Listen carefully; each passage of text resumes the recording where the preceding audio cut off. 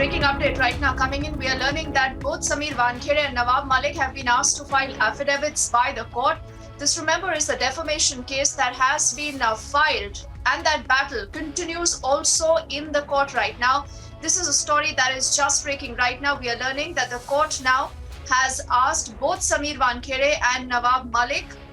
to file separate affidavits. Now, what really will these affidavits contain, and is there any time limit for the same? I think we will connect with our colleagues shortly to get you more details. But Wankhede's lawyer has to file an affidavit proving that the allegations leveled by Nawab Malik are false. Now, this is an input that our colleague Yesha is also sharing with us. But as I said, you have seen this battle that has played out both in the court, outside the court,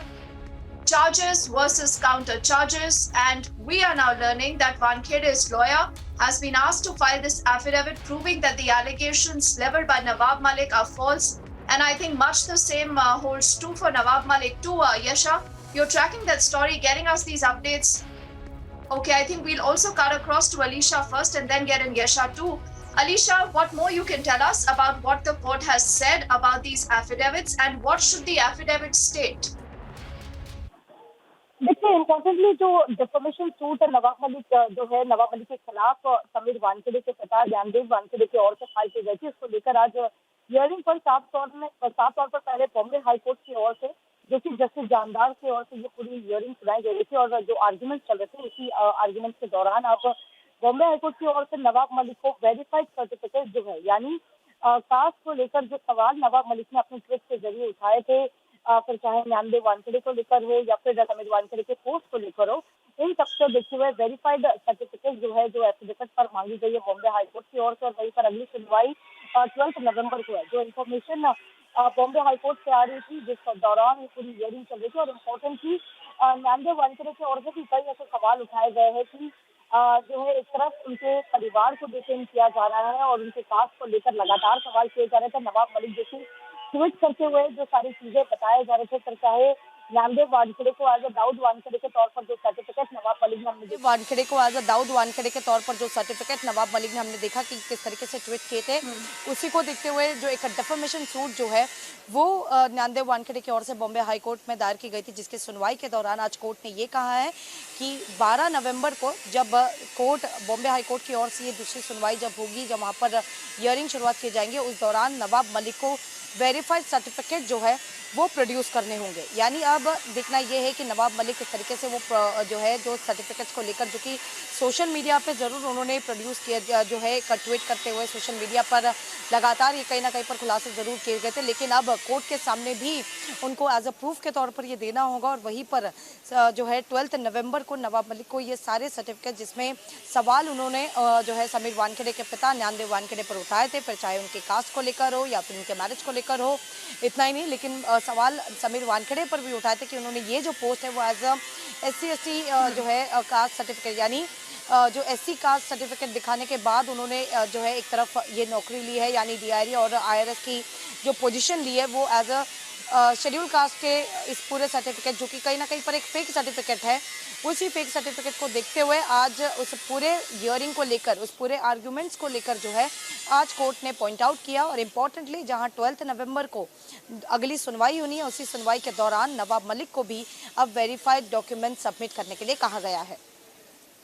Alicia, help me understand this. Does this mean that the court actually has told the counsel for Nawab Malik that from here on, if ever you go on the public platform like Twitter or the social media and you're putting out anything against Sameer Wankhede, ensure that that information is verified. He will have to say that on oath कि आप जो भी आप आगे डालेंगे social media पे ये verified है, इसका रिस्पॉन्सिबिलिटी आप लेंगे।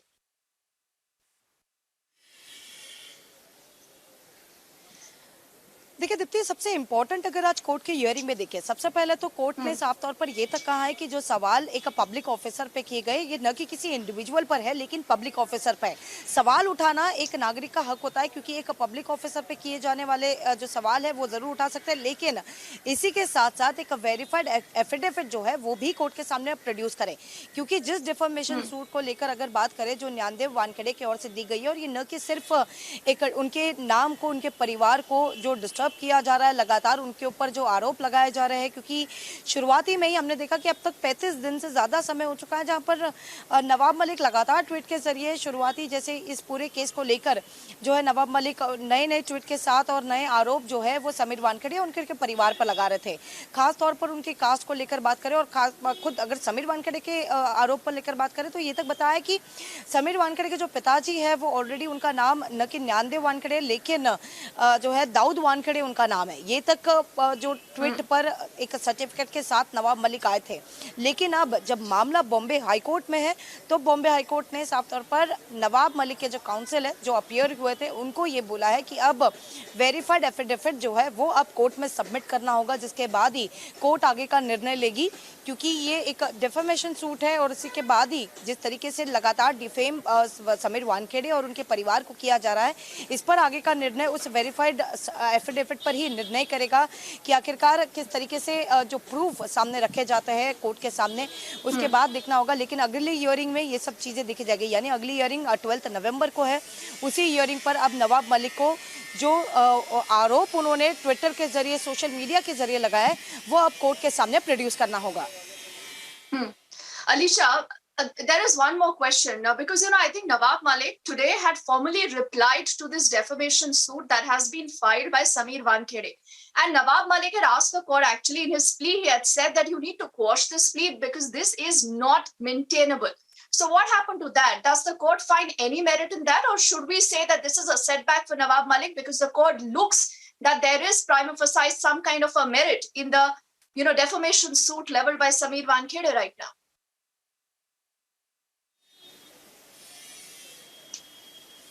देखिए आगे के सुनवाई में यानी 12 नवंबर को जिस तरीके से अब इसके सामने प्रूफ रखा जाएगा, क्योंकि इंपॉर्टेंटली जो डेफेमेशन सूट ज्ञानदेव वानखेड़े की ओर से फाइल की गई है उसमें ये बताया गया है कि लगातार नवाब मलिक की ओर से जो अटैक किए जा रहे हैं उनके कास्ट को लेकर, उनके परिवार के हर एक मेंबर को, न कि सिर्फ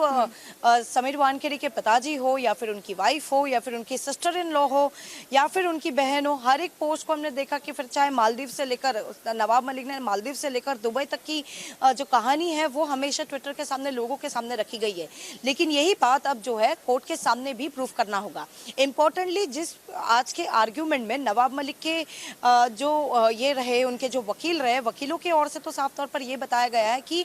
जो वानखेड़े के जो परिवार है और खास तौर पर समीर वानखेड़े ने जो नौकरी ली है, यानी IRS में जब वो आए थे और ये जो नौकरी उनको मिली है वो उनके शेड्यूल कास्ट को लेकर मिली है, लेकिन उनके जो डैड है यानी ज्ञानदेव वानखेड़े वो मुस्लिम कास्ट से आते हैं जो कि उनके SC कास्ट में नहीं होता है। तो ये सारी चीजें पॉइंट आउट जो है वो आज कोर्ट के सामने रखी गई। हालांकि इसको भी जो है एक्सप्लेनेशन खुद जो है ज्ञानदेव वानखेड़े के जो वकील है उनके ओर से दिया गया है। सारी चीजें जो है एक एक चीजें रखी गई, न कि सिर्फ नवाब मलिक के ट्वीट, लेकिन नवाब मलिक के ओर से भी जो रिप्लाई हमने देखा कि कल फाइल किया गया था और